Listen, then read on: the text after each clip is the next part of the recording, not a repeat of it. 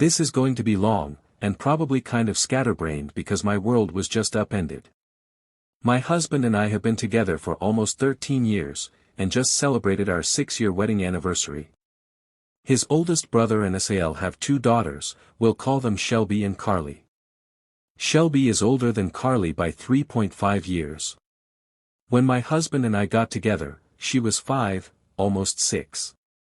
I've watched these girls grown up and loved them. My husband and I also have 2 sons, we'll call them Wyatt and Elliot. Wyatt is older than Elliot by just under 2 years, he'll be 11 in October. Wyatt is my soft-spoken, tender-hearted, loving baby.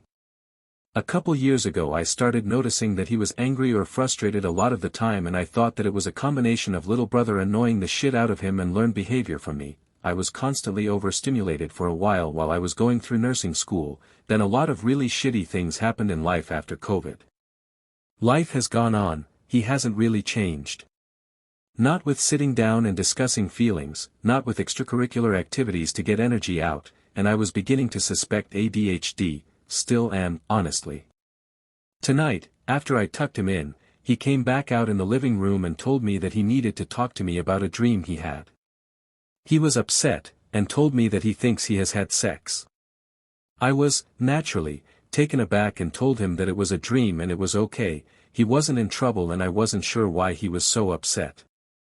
I thought he had a guilty conscience, and I was trying to help him understand that it's normal and that's not something to be ashamed of. I grew up in church and anything even remotely sexual was demonized to the point that if I thought about sex I felt guilty. Then, he cried harder. I realized that there's no way a dream should have him this upset, and asked him if it was a person he knew from school in this dream. He said no. I asked if it was a family member, and he said yes.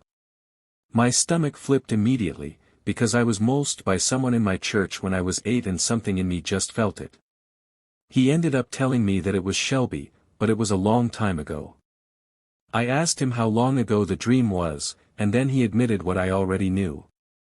He said, I dreamed it again a couple days ago, but it wasn't really a dream. It's a memory from a long time ago, and he fell apart. My 10-year-old baby fell apart. He said that it wasn't really sex, but they both touched each other. I asked him how long ago this happened, and he said it was when he was 5 or 6 and happened at their grandma and grandpa's house. He shut down after that and I told him it wasn't his fault, he didn't need to be embarrassed or ashamed, and that we didn't have to talk about it anymore tonight. He went to bed, but told me he feels better now that he talked about it. Relevant information. Shelby had her phone and all social media taken away from her at 13 or 14 years old. Her mom went through it and found out she had added a ton of guys on Snapchat pretending to be older and was sending nudes, and her mom found a Tinder account where she had been messaging adult men as well.